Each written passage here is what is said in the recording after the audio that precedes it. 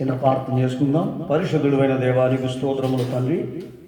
ఈ ఉదయకాలంలో చిన్న మొదలుగా చేరిన ఆయన నేను స్తుతిస్తుండగా మీరు మా మధ్యలోనికి దిగి వచ్చి మమ్మల్ని ఒక్కొక్కరిని ప్రభా నీ దయతో ఆశీర్వదించి వాక్యం చెప్పబోతుండగా వాక్యాన్ని ప్రభా వారి హృదయాలకు అంగీకారముగాను నా తండ్రి వాటిని గైకొని జీవించే రీతిగా ప్రభా నీ మాటలు ఉండునట్లు కృప దయచేయమనుచున్నాం. అవును ప్రభా, మా మాటలుగా మాట్లాడితే అది ఏమి ప్రయోజనం ఉండదు ప్రభా. మీ మాటలుగా మాట్లాడినప్పుడు ప్రభా యేసయ్యానికి స్తోత్రం, వారి యొక్క శరీరానికి ఆత్మకు ప్రభా బలమైనది ఉంటుంది తండ్రి. అటువంటి నిరీక్షణ ప్రభాని బిడ్డలకు అనుగ్రహించి మహిమపరుచున్నట్లు కృప దయచేయమని యేసయ్య పరిశుద్ధ నామమున అతి వినయంతో బతిమాలి వేడుకుంటున్నాం తండ్రి. ఆమేన్. అందరం కూర్చుందాం. దేవుడు ఈ లోకంలో మనతో మాట్లాడినట్లుగా మనము దేవుని కొరకై ప్రయాసపడాలి అని దేవుడు సెలవిస్తున్నాడు. అపోస్తలుడైనటువంటి పౌలు అతడు దేవుని యొక్క ప్రార్థన పరుడే అయినప్పటికీ తన యొక్క జీవితంలో నిజమైనటువంటి యొక్క దేవుడిని తెలుసుకొనక అతడు తాత్కాలికమైనటువంటి యొక్క మనిషిగా, తాత్కాలికమైనటువంటి భక్తితో, తాత్కాలికమైన విశ్వాసిగా అతడు జీవించినట్లుగా మనం చూస్తున్నాం. ఎప్పుడైతే యేసు ప్రభు అతన్ని పిలిచి అతన్ని ఎప్పుడైతే ఒక రక్షణ ఇచ్చినాడో అప్పుడు నుండి అతని జీవితం మార్చబడిపోయింది, అతని గుణం మార్చబడిపోయింది, అతని ప్రవర్తన మార్చబడిపోయింది. అందుకనే అతను అంటున్నాడు, అపోస్తల కార్యములు 20వ అధ్యాయము 23-24 వచనములో మనం చూసినప్పుడు 23-24 వచనం 23-24 వచనం 20వ అధ్యాయం, బంధకములను శ్రమలను నా కొరకు కాచుకొని ఉన్నవి అని పరిశుద్ధాత్మ ప్రతి పట్టణములోను నాకు సాక్ష్యం ఇచ్చుచున్నాడు అని తెలియను. అయితే దేవుని కృపా సువార్తను గూర్చి సాక్ష్యం ఇచ్చుటయందును నా పరుగును నేను ప్రభు అయిన యేసు వలన పొందిన పరిచర్యను తుదముట్టింపవలెనని నా ప్రాణమును నాకెంత మాత్రమును ప్రియమైనదిగా ఎంచుకొనుట లేదు. దేవుని యొక్క పరిశుద్ధ నామానికి మహిమ కలుగునుగాక. గమనించండి ప్రియమైన వారులారా, ఎప్పుడైతే ప్రభువును నమ్ముకున్నాడో, ప్రభువును నమ్ముకున్న తర్వాత అపోస్తలుడైనటువంటి పౌలు అంటున్నాడు, నా పరుగు అది పరిశుద్ధమైనది అంటున్నాడు. నేను పరిగెత్తినటువంటి యొక్క పరుగు అంతా కూడా దేవుని నమ్మనప్పుడు నా పరుగు వ్యర్థం, అది దేవునికి ఏమాత్రము పనికిరాని పరుగులు పరిగెత్తి తర్వాత ఎప్పుడైతే నేను తెలుసుకున్నానో అప్పుడు నుండి నిజమైన పరుగును పరిగెత్తినాను అని అపోస్తలుడైనటువంటి పౌలు హెచ్చరిస్తూ ఉన్నాడు.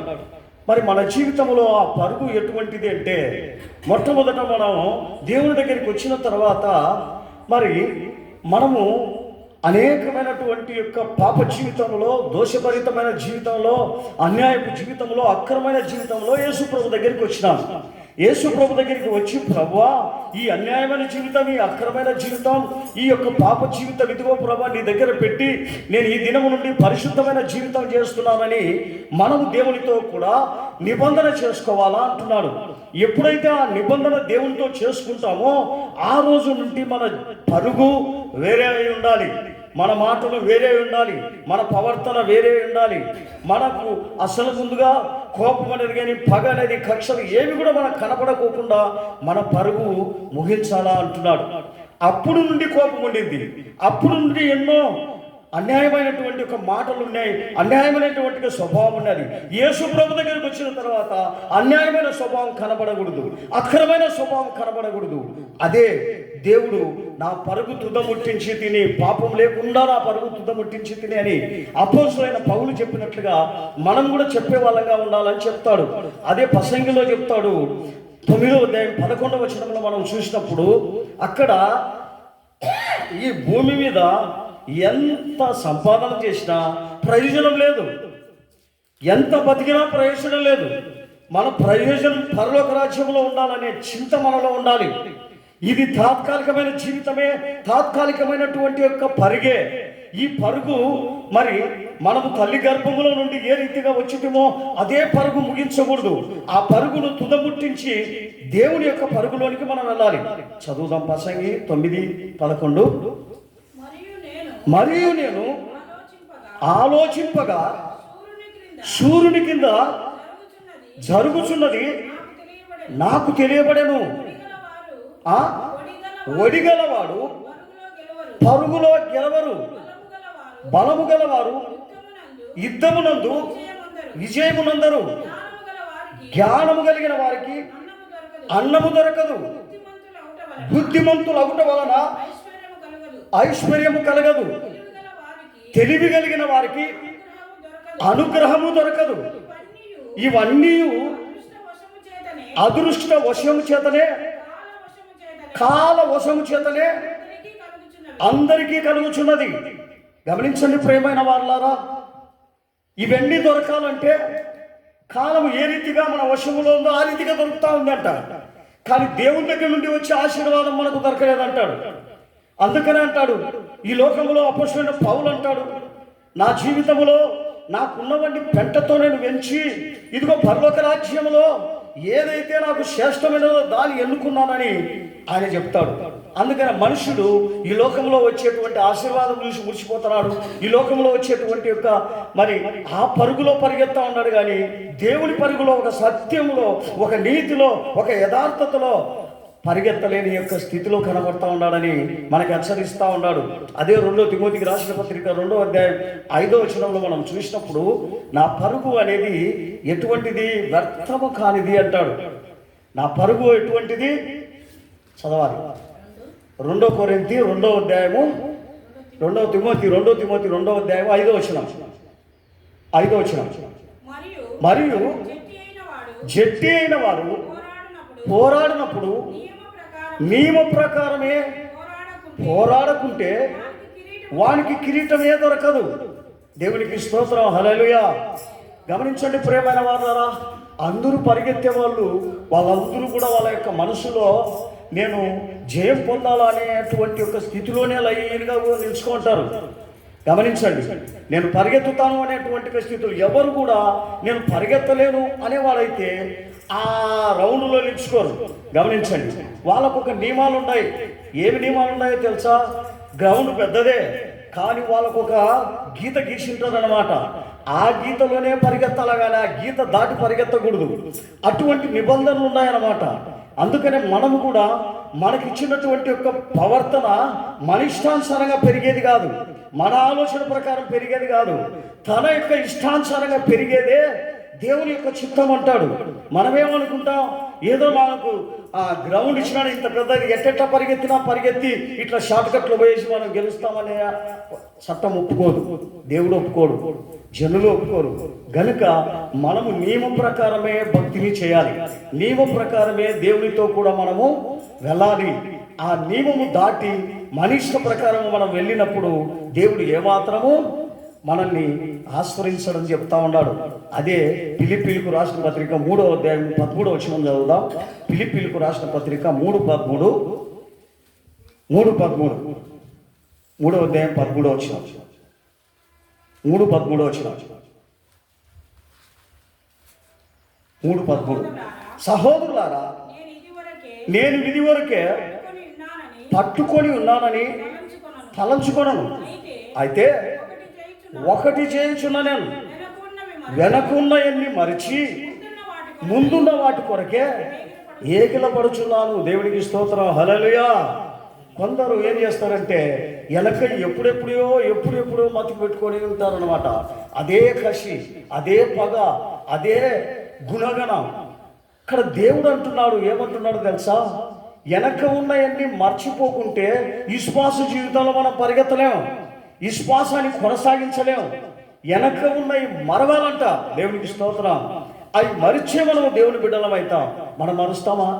వెనక ఉన్నట్టు ఎప్పుడెప్పుడో వాళ్ళు మాకు ఇది చేసినారు, వాళ్ళు మాకు అది చేసినారు, వాళ్ళని మాత్రం మేము ఎప్పుడు కూడా మర్చిపోము.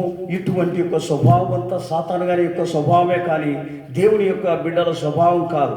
దేవుని యొక్క బిడ్డల స్వభావం ఏం చెప్తా ఉందంటే, వెనక ఉన్నవి మరిచి ప్రతి మనిషిని ప్రేమించమంటాడు, ప్రతి మనిషికి సహాయకరంగా ఉండమంటాడు, ప్రతి మనిషిని నొప్పి పెట్టకుండా జీవించమంటాడు. అది మరి ముందున్నటువంటి ఒక జీవితం అంటాడు.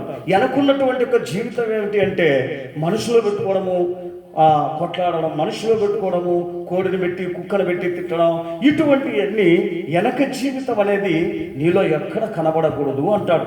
అందుకని ఆయన అంటాడు, వెనకున్నవన్నీ మరచి నువ్వు జీవించాలా అంటాడు. అదే 2 తిమోతికి 2వ అధ్యాయము 4వ వచనం చదువుదాం. 2 తిమోతి 2:4 చదువుదాం. 2:4. ఇప్పుడు సైనికుడు ఎవడును యుద్ధమునకు పోవునప్పుడు తన్ను దండులో చేర్చుకొని వానికి సంతోష పెట్టవలననే ఈ జీవన వ్యాపారంలో చిక్కుకొనడు. ఈ జీవన వ్యాపారం అంటే ఏంటండి? గమనించండి, మనమందరం కూడా జీవన వ్యాపారం అంటే ఏంటి? మనం ఒక అప్పు తీసుకొని ఉంటాం. అప్పు తీసుకొనేసి మరి ఏం చేస్తూ ఉంటాం? మన జీవితంలో మన జీవిత కాలం అంతా అప్పు మనకు ఏమి చేయదు, బాకీ తీర్చుకోలేము.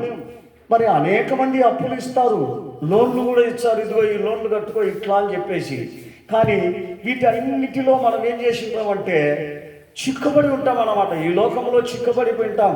మన జీవితకాలం అంతా అప్పు తీర్చుకోవడానికే సరిపోతుంది, కానీ దాని నుండి మనకి ఏ ప్రయోజనం ఉండదు. అందుకని ఈ జీవన పోరాటంలో నీవు చిక్కుకొనకుండా ఉండమంటాడు. మనమేమనుకుంటాం, ఈ జీవన పోరాటంలో ఏంటి, తినాలా, తాగాలా, బాగా ఉన్నతమైన స్థితికి పోవాలని ఆ అప్పు తీసుకుంటాం. అవి కొన్ని అప్పులు తీసుకొచ్చి మన ఇండ్లు కట్టుకుంటాం. మనం 1,00,000 2 లక్షలతో కట్టాల్సిన ఇండ్లు 10 లక్షలతో కట్టుకుంటాం.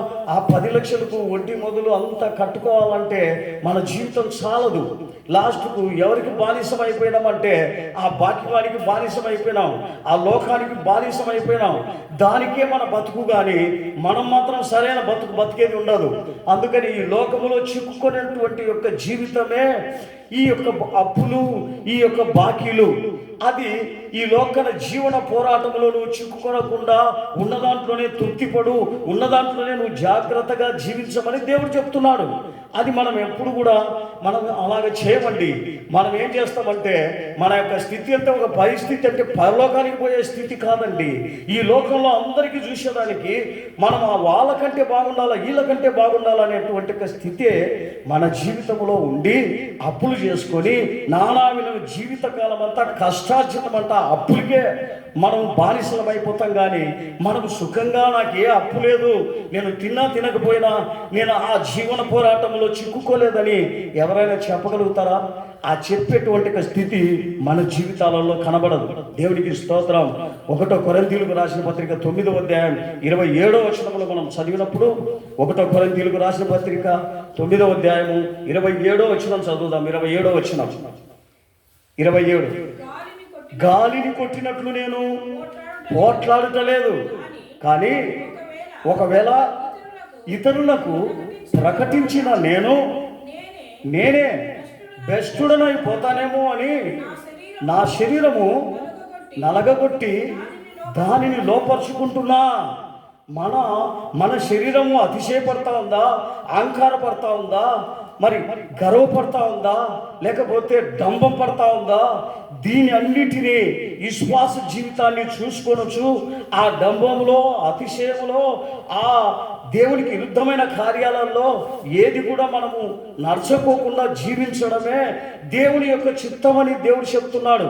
అటువంటి యొక్క చిత్తము మనము చేయకుండా మన ఇష్టానుసారంగా, మన ఆలోచన ప్రకారము, మన సొంత బుద్ధి ప్రకారము అది చేయాలా, ఇది చేయాలా అని లాస్ట్కు జీవన పోరాటంలో చిక్కుకొని లాస్ట్కు మన జీవితాలు ఎలాగుంటాయంటే మనము ఏమిటికి ప్రయోజనం లేని వారుగా జీవించేటువంటి స్థితి మన అందరికీ వస్తుంది. అటువంటి జీవితం చేయకుండా ఉండాలనే ప్రభు మనకు ముందుగానే హెచ్చరిస్తున్నాడు. అదే ఫిలిప్పీలకు 3వ అధ్యాయము, ఫిలిప్పీలకు రాసిన పత్రిక 12వ వచనం చదువుదాం. 3:12 వచనం చదువుదాం. 3వ అధ్యాయం 12వ వచనం, 3:12 ఫిలిప్పు. ఇదివరకే నేను గెలిచి తిని అని ఇదివరకే సంపూర్ణ సిద్ధి పొంది తిని అని నేను అనుకుంటలేదు. కానీ నేను దేని నిమిత్తము క్రీస్తు యేసు ఎడల పట్టబడితినో దానిని పట్టుకొనవలెనని పరిగెత్తా ఉంటా. హల్లెలూయా. మనమేమనుకుంటాం? దేవుని దగ్గరికి ఏంటికి వస్తాం? నన్ను ఆశీర్వదించు ప్రభా, నా వ్యాధి బాగు చేయి ప్రభా, నా కష్టాలు ఉన్నాయి ప్రభా, నా శ్రమలు ఉన్నాయి ప్రభా, నాకు వేదన ఉంది ప్రభా, నాకు దుఃఖం ఉంది ప్రభా. ఇవి కాదు మనం అడగాల్సింది. దేవుడు ఏం చెప్తున్నాడో తెలుసా? మనం ఏది చేయాలని చెప్తున్నాడు ఆయన. ప్రభా, నా జీవితం నీలో ఏ రీతిగా ఎదుగుతా ఉంది, ఏ రీతిగా నా విశ్వాస జీవితం ముందుకు సాగుతా ఉంది, నా విశ్వాసంలో జయముందా, నా ప్రార్థనలో జయముందా, నా జీవితంలో నీ జయముందా లేదా? ఇదిగో నా జయం కాదు, నా కష్టాజీతంతో, నా తెలివితేటలతో, నా ఆలోచనతో బతుకుతున్నా అదొద్దు నాకు. అది నాకు ఏ ప్రయోజనము నాకు కనపడదు. కానీ నీ ఆలోచనతో, నీ చిత్తముతో, నీ యొక్క మార్గంలో నీవిచ్చే ఆశీర్వాదం, నీవు నన్ను నడిపించే నడివడిక, నీవు నా యొక్క జీవితాన్ని సరి చేసినటువంటి యొక్క జీవితంలో నేను నడుస్తున్నానా లేదా సరిగా అని చూసుకోవడమే మన యొక్క జీవితం అండి. అలాంటి యొక్క చూసుకునేటువంటి యొక్క జీవితం మన జీవితంలో లేకపోతే మనం ఎక్కడికెక్కడికో వెళ్ళిపోతాం, మనం ఎక్కడికెక్కడో పోతాం అన్నమాట. ఇంత చిన్నగా ఉన్న వాళ్ళం ఇంత పెద్దగా అయిపోయినాం అనుకో, ఏది మన కళ్ళకు కానరాదు, మన కళ్ళకు మబ్బులు గమ్ముతాయి. కనుక ఏ మనిషి ఎవరు ఎట్లా అనేది కూడా మనకు అర్థం కాదు. నేనే అనే అహంకారం మనలో పెరుగుతుంది, నేనే అనే గర్వం మనలో పెరుగుతుంది. అటువంటి పెరిగినప్పుడు మన జీవితం దేవునిలో లేదని మనం తెలుసుకోవాలి. అందుకనే ఆయన అంటున్నాడు, ఇదిగో నీవు ఎవరిలో పెరుగుతున్నావో, ఎవరిలో పరిగెత్తున్నావో, ఈ లోకంలో పరిగెత్తున్నావా, ఇంటి కొరకు పరిగెత్తున్నావా, నీ బతుకు తిరుగు పరిగెత్తా ఉన్నావా, దేవుని కొరకు పరిగెత్తున్నావా చూసుకోమంటున్నాడు దేవుడు. అది మనం ఏమి చూసుకోకుండా ఇదిగో నేను నా బంధువుల కొరకు పరిగెత్తున్నా, నేను వీళ్ళ కొరకు పరిగెత్తున్నా, వాళ్ళ కొరకు పరిగెత్తున్నా అంటే దేవుడు ఒప్పుకోడండి. ఇదిగో నా ఘటాన్ని పరలోక రాజ్యానికి యేసుప్రభు ఇప్పుడు వచ్చినా నేను వెళ్తాను అనేటువంటి ఒక పరుగు నీ దగ్గర ఉందా? అటువంటి జీవితం నీ దగ్గర ఉందా? ఆ జీవితం లేకుండా ఏదో దేవుని యొక్క మందిరానికి వచ్చినాను, నేనేదో కానుక సమర్పించుకున్నా, నేనేదో దశభాగం నెలలైజా పరలోకానికి పోతావా? ఏమాత్రం పోలేవు. అవి నీతి, అవి చేయాలి, నీ బాధ్యత. కానీ దానితో నువ్వు పరలోక రాజ్యానికి పోవన్నమాట. నువ్వు పరలోక రాజ్యానికి పోవాలంటే నీ స్వభావం మారాలి, నీ గుణం మారాలి, నీ ప్రవర్తన మారాలి, నీలో ఉన్నటువంటి యొక్క చెడుతనం మారాలి, నీ యొక్క జీవితంలో ఒక మార్పు చెందినటువంటి ఒక మనిషిగా ఉండాలి. ఇదిగో మనం చూసినప్పుడు, ఒక మనిషిని చూసినప్పుడు అందరూ మెత్తగానే ఉంటారు, అందరూ బాగా చూసేదానికి ఉంటారు. కానీ వాళ్ళను కదిలించినట్లయితే ఆ నుండి లేస్తాయి దురాలోచనలు, దుష్ట స్వభావాలు. ఒక్క రవ్వాలను ఏదన్నా అట్లా కదిలించినట్టే చెడ్డ మాటలు, చెడ్డ మరి ఆ ఏచన్లు ఎక్కడ లేని మాటలన్నీ కూడా ముంచుకొచ్చి వాళ్ళిట్టటోళ్ళు, వీళ్ళిట్టటోళ్ళు, వాడిట్టటోడు, వాడు అట్టటోడు, వాడు నాతో మాట్లాడతాడా, ఇటువంటి యొక్క ఆ గుణాలన్నీ మనలోనికి పాత జీవితం అంతా వచ్చి మనం వాళ్ళను ఎత్తి పొడిచి ఏం చేస్తూ ఉంటామంటే వాళ్ళను కించపరుస్తూ మాట్లాడుతూ ఉంటాం.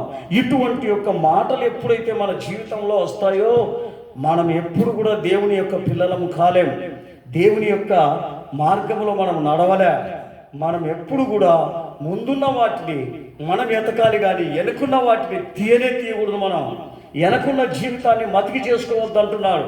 వెనకున్నటువంటి యొక్క కార్యములలో నువ్వు ఏమాత్రం ముందు పెట్టద్దు అంటాడు. ఎబ్రీలకు రాసిన పత్రిక 12:2 చదువుదాం. ఎబ్రీలకు రాసిన పత్రిక 12:2 చదువుదాం. ఎబ్రీలకు రాసిన పత్రిక 12:2 ఎబ్రీ 12:2. ఇంత గొప్ప సాక్షి సమూహము మేఘము వలె మనలను ఆవరించి ఉన్నందున మనము కూడా ప్రతి భారమును సులువుగా చిక్కులబెట్టు పాపమును విడిచిపెట్టి విశ్వాసమునకు కర్తైన దానిని కొనసాగించినట్లు యేసు వైపు చూచుచు మన ఎదుట ఉంచబడిన పందెములో ఓపికతో పరిగెత్తాలా అంటాడు. ఆయన తన ఎదుట ఉంచబడిన ఆనందము కొరకై అవమానమును భరించి నిర్లక్ష్య పెట్టి శిలువను సహించి దేవుని సింహాసనం ఎదుట కుడి పార్శ్వమున కూర్చున్నాడు, ఆసీనుడై ఉన్నాడు. ఎందుకు? ఈ లోకములో లోకానుసారంగా జీవిస్తాం, లోకం ఎట్లా నడుస్తుందో మేము అట్లా నడుస్తాం, దానికి ప్రయోజనం ఉండదు. లోకం ఎట్లా పోతుందో నువ్వు అట్లా నరకానికి పోతావు. కానీ నువ్వు ఆ దారిలో పోవద్దంటాడు, నువ్వు ఆ దారిలో నడుచుకోవద్దంటాడు. దేవుడు ఏ రీతిగా నీకు సహనము ఓర్పును నేర్పినాడో ఆ దారిలో పోమంటున్నాడే కానీ ఈ లోకాదారి పన్నా పోయి నాకు దేవుడు ఉన్నాడు అంటే ఎంత మూర్ఖత్వం, ఎంత అవివేకం, ఎంత ఒక్కసారి మనం ఆలోచన చేయాలి. అటువంటి మార్గంలో నువ్వు పోవద్దంటాడు.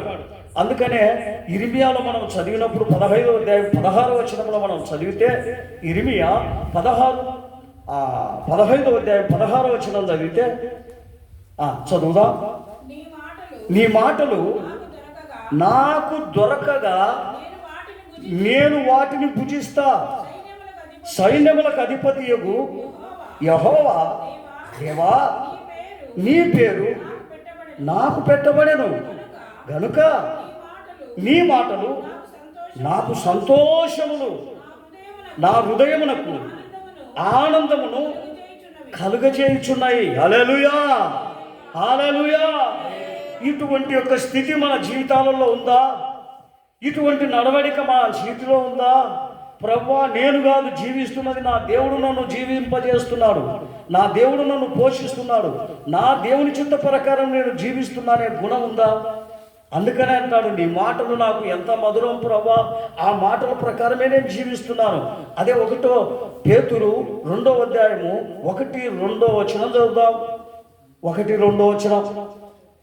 1 పేతురు 2వ అధ్యాయము 1వ వచనం 2వ వచనం. ప్రభు దయాళుడని నేను రుచి చూసిన ఎడల సమస్తమైన, ఆ 3వ వచనం కూడా, దుష్టత్వమును, సమస్తమైన కపటమును, వేషధారణను, అసూయను, సమస్త దూషణయు మాని కొత్తగా జన్మించిన శిశువులను పోలిన వారై నిర్మలమైన వాక్యమనే పాలతో రక్షణ విషయమై నేను ఎదుగు నిమిత్తము ఆ పాలన అపేక్షిస్తా. గమనించండి ప్రియమైన వారులారా, నా జీవితము ప్రభువు నమ్ముకున్న తర్వాత ఇటువంటి యొక్క దుష్టమైనటువంటి జీవితం నా దగ్గర ఉండదు, నా దగ్గర అన్యాయపు జీవితం ఉండదు. నన్ను ఎవరైనా మోసం చేసినా నేను మోసం చేసినా అనను. కారణం ఏమిటి అంటే నేను దేవుని చేత పట్టబడినాను, దేవుని చేత కట్టబడినాను. ఈ లోకంలో దేవునికి న్యాయం జరగనప్పుడు ఈ లోకంలో మనకు న్యాయం దొరుకుతుందని ఎలాగనుకుంటాం? మనం మోసంతో నిండి ఉంది, నాశనముతో నిండి ఉంది. ఆ స్థితిలో మనం జీవిస్తున్నాం. అందుకనే నువ్వు జీవిస్తున్నావు. లిల్లీ పుష్పాన్ని చూసినప్పుడు అది మీరు ఎక్కడైనా చూసినా కూడా అది గబ్బు నీళ్ళలోనే పెరుగుతుంది, ఆ చెట్టంతా అల్లుకొని ఉంటుంది. కానీ ఆ లిల్లీ పుష్పం మాత్రం పైన వేసుకుంటుంది అనమాట. ఆ బురదను అంటించుకోదు. దేవునికి స్తోత్రం. షాపు కూడా లిల్లీ కదా, దేవునికి స్తోత్రం. హల్లెలూయా. తామరపు గమనించండి, అది ఎక్కడ నిలుస్తుంది? మురికి యొక్క కాలువలో నిలుస్తుంది. పైకి లేచింది, ఏమంటించుకోదు, అది బురద అంటించుకోదు. ఈ లోకం అంటించుకోలేదు. చేపలను చూడండి, ఉప్పు సముద్రంలో ఉంది, ఉప్పును అంటించుకోదు. కనుక లోకాన్ని అంటించుకుందామా మనం? దేవుని పిల్లలైన వాళ్ళం అది గుర్తెరిగి ఉండాలంటాడు. అది గుర్తెరియకుండా ఉంటే మరి ఎలాగ దేవుని పిల్లలమైతాం మనం? ఏప్రిల్కు రాసిన పత్రిక 10వ అధ్యాయము 5వ వచనం. ఏప్రిల్ 10:5 వచనం.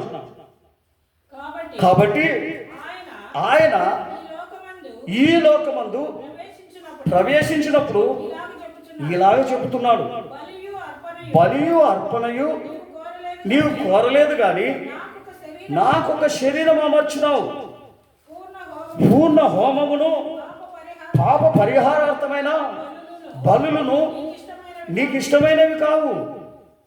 ఏది ఇష్టమైనది? నీలో ఉన్న స్వభావం నాకు ఏంటి? నీ శరీరము ప్రభా నీకు ఇష్టకరమైనా నా శరీరం మారుతా ఉందా? నీకు ఇష్టమైన కార్యాలు నేను చేస్తూ ఉన్నానా? కొందరు అనుకుంటా నేను కానుకిచ్చా దశభాగం అయిపోయింది నేను భక్తురాలను అనుకుంటారు. చర్చికి పోతున్నాను అయిపోయింది నేను భక్తురాలను అనుకుంటారు. ఇది కాదండి దేవునికి కావాల్సినది. అది కాదు. నీకు ఒక శరీరము నేను అమర్చిన, ఆ శరీరములో నా పరిశుద్ధత ఉందా? ఆ శరీరములో నా యొక్క గుణాలు ఉన్నాయా? నా యొక్క స్వభావం ఉన్నాయా? నాకు లోబడేటువంటి గుణము నీకుందా? ఇది దేవుడు అడుగుతున్నాడండి. అది నాకు అవసరం అనవసరం అంటే నువ్వు దేవుని యొక్క బిడ్డ ఎట్లయితావు? 7వ వచనం చదువుదాం. 7వ వచనం అదే 7వ వచనం త్వరగా. సంవత్సరమునకు ఒక్కసారి మాత్రమే ప్రధాన యాజకుడు ఒక్కడే రక్తము చేత పట్టుకొని పరిశుద్ధమైన గుడారంలోనికి ప్రవేశించును. ఆ రక్తము తన కొరకును ప్రజల అజ్ఞాన అంటే పనికిమాలిన పనులు చేస్తూ తెలివి తక్కువగా చేస్తున్నటువంటి వాళ్ళందరూ కూడా తెలివి పెంచుకోవాలని ఆ రక్తము తీసుకొని అర్పిస్తాడంట పరిశుద్ధంగా. ఇతడు పరిశుద్ధంగా లేకపోతే గమనించండి, ఇతడు పరిశుద్ధంగా లేకపోతే ఆడే కాలిపోతాడు అతడు ఆ గుడారంలో. అందుకనే మీకు తెలుసునో లేదో, ఇప్పుడు ఆ మూర్ఖులందరూ కూడా పాత నిబంధన కాలంలో అలాగా ఇప్పుడు కూడా ఈ యొక్క నిలువుటం చేసుకుని నడుము తాడేంటి కట్టుకున్నాడు. ఇప్పుడు అంత పరిశుద్ధంగా ఉంది ఆ స్థలాలు. ఆ పరిశుద్ధమైన స్థలాలను దేవుని దగ్గరికి పోతే వాడు చచ్చిపోతే ఆ శవాన్ని లోపలికి పోయేదానికి ఎవరి చేత కాదు గనుక ఆ తాడు కట్టింటారు కాబట్టి ఆ తాడుతో ఆ శవాన్ని ఇగ్గుకునేదానికి ఈ నడుము కట్టుకొని వీళ్ళు ఇప్పుడు స్టైల్గా కట్టుకుంటున్నారు పాస్టర్లు. అది దేనికో తెలుసా? ఆ పరిశుద్ధమైన స్థలంలోనికి వాడు అపవిత్రంగా పోతే ఆడే ఆ పాస్టర్ చచ్చిపోతాడు, ఆ యాజకుడు చచ్చిపోతాడు, కాలి చచ్చిపోయింటాడు. ఆ కాలి చచ్చిపోయిన వాడిని ఇగ్గుకోవాలి. మనిషి ఆటికి పోతే వాడు చచ్చిపోతాడు. గనుక ఆ వాకిలికా నుండి ఈ నడుముకు కట్టినటువంటి తాడుతో ఇగ్గుకుంటాడు. ఆ యాజకునికి ఆ పరిశుద్ధ స్థలంలోనికి పోయేటువంటి వారికి గజ్జలు కట్టింటారు. ఇక్కడ వాడు అడుగు పెట్టేటప్పుడు గజ్జలు గల్ అంటూ ఉంటాయి. ఎప్పుడైతే ఆ గల్ అనేటువంటి శబ్దం ఆగిపోయిందో వీడు చచ్చిపోయినాడు, ఈ పాస్టరు వీడు పరిశుద్ధంగా లేడు అని చెప్పి ఇంకా వాళ్ళు ఏం చేస్తారంటే ఆ నడుముకు కట్టినటువంటి తాడుతో వాళ్ళు ఇగ్గుకుంటారు అంత దూరాలుంటి. అప్పుడు ఆ శవం వాటి కాటికి వచ్చినాక దాన్ని పట్టుకొని బయటికి తీసుకుపోతారు. అది ఆ కాలం ఉన్నటువంటి యొక్క పరిశుద్ధత. ఈ కాలం అటువంటి యొక్క పరిశుద్ధత లేకనే మనుషులందరూ చెడిపోతూ ఉన్నారు, పాడైపోతూ ఉన్నారు, నాశనం అయిపోతూ ఉన్నారు అన్నమాట. ఎవడు మంచోడో, ఎవడు యాజకుడో, ఎవరు దేవుని బిడ్డో, ఎవడు దేవుని బిడ్డ కాడో ఎవరికి అర్థం కాలేదండి. అటువంటి అయోమయంలో బతుకుతూ ఉన్నారు ఈ దినాన. ఎంత దౌర్భాగ్య స్థితి! గమనించండి ప్రియమైన వారులారా. ఒక్కసారి మనము యోహాను సువార్త 13వ అధ్యాయం 1వ వచనంలోనికి మనం వెళ్దాం. యోహాను సువార్త 13వ అధ్యాయం 1వ వచనం. తాను ఈ లోకము నుండి తండ్రి యొద్దకు వెళ్ళవలసిన గడియ వచ్చనని యేసు పసుక పండగకు ముందే ఎరిగి లోకములోనున్న తన వారిని ప్రేమించి వారిని అంతము వరకు ప్రేమించను. హల్లెలూయా! గమనించండి ప్రేమైన వారులారా, ఆయన అంతం వరకు ఎందుకు ప్రేమిస్తూ ఉన్నాడు? నువ్వు తప్పు చేయకోకుండా పెరుగు అని. మనం ఏం చేస్తాం? అంతవరకు మమ్మల్ని ప్రేమిస్తున్నాడు కదా, ఏమైనా చేస్తాం, ఎట్లయినా జీవిస్తాం, ఎట్లయినా బతుకుతాం అంటే దానంత దౌర్భాగ్య స్థితి మరొకటి ఉండదు. 18వ వచనం చదువుదాం. 18వ వచనం. మిమ్ములు అందరినీ గూర్చి నేను చెప్పుటలేదు, నేను ఏర్పరచుకున్న వారిని ఎరుగుదును గనుక నాతో కూడా భోజనము చేయ వారితో కూడా నాకు విరోధముగా తన మడిమెనెత్తెను. నా భోజనం చేస్తూ నాకే మెడమెత్తుతున్నాడు మనుషుడు. గనుక నా వారు నా మీద జదమెత్తుతారా? ఎత్తుతున్నారు. ఈరోజు ఎంత దౌర్భాగ్య స్థితి! నా మాటలు వినరు, నా ఆజ్ఞలు గైకొనరు, నాకు విరుద్ధంగా మాట్లాడతారు, నాకు విరుద్ధంగా జీవిస్తున్నారు, నాకు వ్యతిరేకంగా జీవిస్తున్నారు. మరి వీళ్ళందరూ కూడా నా బిడ్డలని నేను ఎలాగ చెప్తా? నా మీదనే తిరగబడతా ఉన్నారు. వాడెవడు దేవుడు అనేటువంటి ఒక స్థితిలో గమనిస్తున్నారు. ఇటువంటి యొక్క స్థితిలో నువ్వు నేను ఉండకూడదని మాటలు చెప్తా ఉన్నాడు. 1 కొరింథీయులకు రాసిన పత్రిక 3:3 చదువుదాం, త్వరగా ముగిస్తా. 1 కొరింథీయులకు రాసిన 3:3 త్వరగా చదవాలి. 3వ అధ్యాయం 3వ వచనం. మీలో ఆ అసూయయు కలహములు ఉన్నదని మీరు శరీర సంబంధులై మనుషరీతిగా నడుచుకుని వారు కారా? గమనించండి, అసూయ పగలుంటే మీరెవరు? దేవుని పిల్లలా? మీరు శరీర సంబంధులు గారా? శరీర సంబంధులు దేవునికి సంబంధులు అవుతారా? అందుకనే ఆయన అంటున్నాడు, మనం శరీర సంబంధులుగా కాకుండా ఉండాలని దేవుడు మనల్ని హెచ్చరిస్తూ ఉన్నాడు. కనుక మనం ఎప్పుడు కూడా శరీర సంబంధమైనటువంటి ఒక గుణంలో, ఈ లోకాసారమైనటువంటి ఒక గుణంలో మనం ఎప్పుడు వెళ్ళకూడదు అంటాడు. మన యొక్క పూర్వస్థితి వేరు, మన ప్రవర్తనే వేరు, మన యొక్క లోకమే వేరు. కనుక ఆ లోకానికి సంబంధించిన మనిషిగా నువ్వు నేను బతకాలా అంటున్నాడు. 1 పేతురు 4వ అధ్యాయము 1-2 చదివి నేను ముగిస్తా. 1 పేతురు 4వ అధ్యాయము 1-2 చదివి ముగిస్తా. చదువుదాం. క్రీస్తు శరీరమందు శ్రమపడను గనుక మీరును అట్టి మనసును ఆయుధముగా ధరించుకొనుడి. శరీర విషయంలో శ్రమపడిన వాడు శరీరమందు జీవించు మిగిలిన కాలములో ఇక మీదట మనుషాశలను అనుసరించి నడుచుకొనక దేవుని ఇష్టానుసారంగా నడుచుకొనున్నట్లు పాపముతో ఇక మీదట జోలి లేకుండా ఏమీ లేకుండా ఉండాలంట. గమనించండి ప్రేమైన వాళ్ళ, మనం ఏం లేకుండా ఉండాలా? ఇక మీదట మనకేముండకూడదు? యేసుప్రభువు నమ్ముకున్న తర్వాత పాపముతో జోలికి పోకూడదు, పాపక్రియలు చేయకూడదు, వ్యతిరేకమైన క్రియలు చేయదు, విరుద్ధమైన క్రియలు చేయకూడదు. ఈయనంటాడు, దుష్టుల ఆలోచన చొప్పున నడవకంటే దుష్టుల ఆలోచన చొప్పున నడవడము అది వ్యతిరేకం. అపహాసకులు కూర్చున్న చోట కూర్చున్నది. అపహాసకులు అంటే ఎటువంటి వాళ్ళు? వాళ్ళని గురించి వీళ్ళని గురించి ఎప్పుడు మాట్లాడుకోవడమే. చెట్ల కింద కూర్చొని, అరుగుల మీద కూర్చొని ఇదే పని వాళ్ళకి. పొద్దుబోదని చెప్పేసి కూర్చొని ప్రార్థన చేయకోకుండా చెట్ల కింద కూర్చొని వాళ్ళ కుటుంబం ఇట్లా, వీళ్ళ కుటుంబం ఇట్లా, వీళ్ళు ఇట్లా, ఇటువంటి యొక్క స్వభావాలు ఎప్పుడైతే మనం మాట్లాడుతున్నామో వాళ్ళు దుష్టులు, వాళ్ళు వాళ్ళ అపహాసకులు కూర్చుండొచ్చట. నువ్వు కూర్చోవద్దంటాడు ఆయన. గమనించండి, వాళ్ళ ఆలోచనలో నడవద్దంటాడు, వాళ్ళ మాటల దగ్గర కూర్చోవద్దంటాడు. ఇవి మనము వ్యతిరేకిస్తూ ఉంటే దేవుని భక్తులం ఎట్లయితాం? గమనించండి ప్రియమైన వాళ్ళారా. మూడోది ఏం చెప్తున్నాడు? దుష్టుల ఆలోచన చొప్పున నడవక, పాపుల మార్గమున నిలవక, అపహాసకులు కూర్చుండో చోట కూర్చోనద్దు. ఎవరి దగ్గర? పాపుల దగ్గర నిలవద్దు అంటాడు. మరి మనం పాపుల దగ్గరే కూర్చొని, రక్షణ లేని వాళ్ళ దగ్గరే కూర్చొని, నీతి లేని వాళ్ళ దగ్గరే కూర్చొని, నిజాయితీ లేని వాళ్ళ దగ్గరే కూర్చొని మనం అల్టాలు కొడతా ఉంటే దేవుడు మనల్ని ఆశీర్వదిస్తాడా? మనల్ని కాపాడుతాడా? మనం రక్షిస్తాడా? ఒకసారి ఆలోచన చేయండి. అటువంటి ఒక స్థితిలో మనం ఎప్పుడు కూడా జీవించకుండా, మనం ఎప్పుడు కూడా దేవునిలోనే జీవించడానికి సహాయం చేయాలని దేవుణ్ణి అడగాలి. ప్రతిదినము ప్రార్థన చేయాలి. ప్రభా, దేనిలో నేను తప్పిపోతున్నా, దేనిలో నేను వెనకబడిపోతున్నా, దేనిలో ప్రభా నీకు దూరం అయిపోతా ఉన్నా. అందుకనే ఆయన అంటున్నాడు, నువ్వు దరిద్రంగా మారడానికి కారణం ఏమిటో తెలుసా? నీ దుష్ట స్వభావాలే. నీలో ఉన్నటువంటి యొక్క నాకు వ్యతిరేకంగా జీవిస్తున్నటువంటి ఆ జీవితమే నీకు వ్యాధులు తీసుకొస్తా ఉంది, బలహీనత తీసుకొస్తా ఉంది, కష్టాలు తీసుకొచ్చింది, శ్రమలు తీసుకొచ్చా ఉంది, అనేకమైనటువంటి యొక్క మరి బాధల్లో, దిగుల్లో మునిగి తేలుతా ఉన్నాం అన్నమాట. ఎవరిని బట్టి? దేవునికి వ్యతిరేకంగా జీవిస్తున్నటువంటి ఒక జీవితమును బట్టి. ఆ జీవితమును నువ్వు నేను మార్చుకున్నట్లయితే ఖచ్చితంగా దేవుడు మనల్ని కాపాడుతానంటున్నాడు. అటువంటి యొక్క ఆ స్థితిలో మనం అందరం కూడా జీవించాలని దేవుడు మనకు హెచ్చరిస్తూ ఉన్నాడు. ఇంకొక వాక్యం చదివి నేను ముగిస్తా. రోమీయులకు రాసిన పత్రిక 13వ అధ్యాయము 11వ వచనం చదువుదాం. 11వ వచనం చదివి ముగిస్తా. త్వరగా చదవాలి టైం.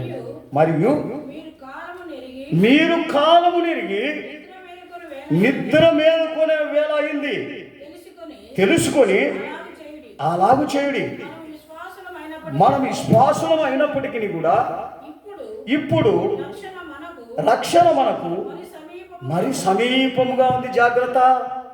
ఎంత సమీపముగా ఉంది? చాలా సమీపముగా ఉంది. అదే 13వ వచనంలో చెప్తాడు. 13వ వచనంలో అల్లరితో కూడిన అల్లరితో కూడిన ఆటపాటలైనను మత్తైనను లేకయు కామ విలాసమైనను లేకయు పోకిరి చేష్టలైనను లేకయు కలహమైనను మస్తరమైనను లేకయు పగటి యందు నడుచుకునేటట్లుగా మర్యాదగా నడుచుకున్నాం. 14వ వచనం మెట్టుకు ప్రభు అయిన యేసుక్రీస్తును ధరించుకొనిన వారై శరీర యజ్ఞలను నెరవేర్చుకొనుటకు శరీర విషయమై ఆలోచన చేయకుము. ఎందుకు? ఏ విషయం? పాపం చేస్తాం, వాడిని తీద్దాం, వీని తీద్దాం, ఆ విషయాలు చేస్తాం, ఆ దొంగతనం చేస్తాం, ఆ మోసం చేస్తాం, వాడిని నాశనం. ఈ శరీర క్రియల ఆలోచన చేయొద్దు అంటాడు. ఇటువంటి ఒక గుణము నీకు ఉండకూడదు అంటాడు. ఇటువంటి ఒక స్వభావం మన జీవితాలలో కనబడకూడదు అంటాడు. అటువంటి జీవితం మన దగ్గర కనబడినట్లయితే ఎంత దౌర్భాగ్య స్థితి ఉంటుంది మనకు. అందుకని లూకాసు వార్తలో చెప్తాడు. ఆ వచనం 24వ వచనం 32వ వచనంలో చెప్తాడు. ఇటువంటి యొక్క స్వభావాలు ఏవీ లేకుండా మనం జీవించడానికి నిన్ను నన్ను ఎక్కడికి పిలిచినాడు? ఆయన దగ్గరికి పిలిచినాడు. ఆయన దగ్గర మనం అందరం కూడా చక్కగా నడుచుకోవాలని చదువుదాం. మనము 24:32 వచనం. 24:32 వచనం. అప్పుడు వారు ఆయన త్రోవలో మనతో మాట్లాడుచు లేఖనములను మనకు బోధపరచుచున్నప్పుడు మన హృదయము మనలో మండుచుండలేదా అని ఒకరితో ఒకరు చెప్పుకొనిరి. హల్లెలూయా. మనకిప్పుడు మనం మాటలు చెప్తా ఉంటే ఎవరికి లెక్క సమయం ఉండదు అనమాట. ఏందో వాడు చెప్పుకుంటున్నాడు, మనం వింటున్నాం పోతున్నాం అంతే. కానీ మండలే నీ హృదయంలో, నీ యొక్క కడుపులో మండలే. ఆ బాధ అనేది రాలే. ఊరికి తింటాడావు, ఇట్లా విడిచిపెడతాడావు. అందుకనే మనం నశించిపోతున్నాం, అందుకనే మనం పాడైపోతున్నాం. దయచేసి పెద్ద మోకాలు వేస్తాం. ప్రభా, నా జీవితంలో ఇంకా పాత జీవితం, పాత స్వభావం ఉన్నట్లయితే ఇప్పుడే నేను తీసేసుకుంటా ప్రభా అని మనం అందరం అడుగుదాం. చూడుము భూమి మీద పాప చీకటి కమ్మి ఉన్నది, చూడుము భూమి మీద పాప చీకటి కమ్మి ఉన్నది, జ్యోతి వలె చెలించుమో జీవవాక్యమును పట్టుకొని, జ్యోతి వలె చెలించుమో జీవవాక్యమును పట్టుకొని, సమయమిదే సమయమిదే సంగమ సమయమిదే, చీయోనులో చేరుటకు సంగమ సమయమిదే, చీయోనులో చేరుటకు సంగమ సమయ. హల్లెలూయా హల్లెలూయా హల్లెలూయా హల్లెలూయా. ప్రేషలార్ ఇంతవరకు ప్రభు మన మధ్యలో ఉన్నందుకు దేనికి స్తోత్రం చేస్తా. చిన్న ప్రార్థన చేసుకుందాం. పరిశుద్ధుడైన దేవానికి స్తోత్రము నాయన. ఇంతవరకు ప్రభా మేము ఏ రీతిగా పరిగెత్తాలా, ఏ రీతిగా జీవించాలా, ఏ రీతిగా మేము ప్రభా ఈ లోకంలో ఉండాలని ప్రభా మీ మాటలతో మాకు ఒక్కొక్కరిని ప్రభా హెచ్చరించిన కృపను బట్టి నీకు స్తోత్రం. వాటిని గుర్తిరిగి ప్రభా మీ మాటలు మాకు మధురమును, మీ మాటలు ప్రభా మాకు ఆనందకరమును, మీ మాటలు ప్రభా మమ్మల్ని అనేక రీతిగా ప్రభా బలపరచును, మీ మాటలు ప్రభా మమ్మల్ని ఆశీర్వాదంలో నింపునని ప్రభా మీరు సెలవిస్తున్నారు. అందుకనే ప్రభా మీరు అంటున్నారు, నా వాక్యము మీ కాళ్ళకు దీపము, మీ ఇంటికి దీపము, అది వెలిగిస్తుంది అని ప్రభా సెలవిస్తున్నావు. తండ్రి నీకు స్తోత్రం. స్తోత్రం. మీ మాటలు మా హృదయంలో నా తండ్రి చేర్చుకున్నప్పుడు మా హృదయం మా శరీరము వెలిగిస్తుందని ప్రభా మీరు సెలవిస్తున్నారు. అటువంటి నిరీక్షణతో ప్రభా మా జీవితాలు కాపాడుకునే దానికి సహాయం చేయనట్లు కృప దయచేయండి. భక్తి అంటే ఏదో దేవుని యొక్క దగ్గరికి వచ్చేది కాదు ప్రభా, దేవుని యొక్క చిత్తం చేసేదే భక్తి అని ప్రభా మీరు సెలవిస్తున్నారు. దేవుని ఆలోచన ప్రకారం నడిచేదే దేవుని భక్తి అంటున్నారు తండ్రి. నీకు స్తోత్రం. చెడుతనమును విడిచిపెట్టి నడిచేదే దేవుని చిత్తం అంటున్నారు తండ్రి. అటువంటి నిరీక్షణ మా జీవితాలలో ఉండునట్లు ప్రభా నీ కృప నీ దయ ప్రభా మా అందరి మీదకి కుమ్మరించినైనా మేము ఎల్లప్పుడూ నీ వలె మేము జీవించి నాయన నిత్య రాజ్యంలో నీవు దేవుని కుడిపార్శ్వములో కూర్చున్నట్లుగా మేమందరం కూడా ఆ కుడిపార్శ్వములో కూర్చోడానికి సహాయం చేయనట్లు కృప దయచేయమని యేసయ్య పరిశుద్ధ నామమున అతి వినయంతో బతిమాలి వేడుకుంటున్నాం తండ్రి. ఆమేన్. స్తోత్రం స్తోత్రం. అందరూ దేవునికి స్తోత్రం చేస్తాం. స్తోత్రం స్తోత్రం స్తోత్రం. నా ప్రాణమా యెహోవాను స్తుతించుము, నా అంతరంగున సమస్తమైన పరిశుద్ధ నామమును స్తుతించుము. నా ప్రాణమా యెహోవాను స్తుతించుము, ఆయన చేసిన ఉపకారములు దేనిని మరొకము. హల్లెలూయా. అందరూ దేవునికి స్తోత్రం చేస్తాం. హల్లెలూయా. స్తోత్రం స్తోత్రం. ఆమేన్.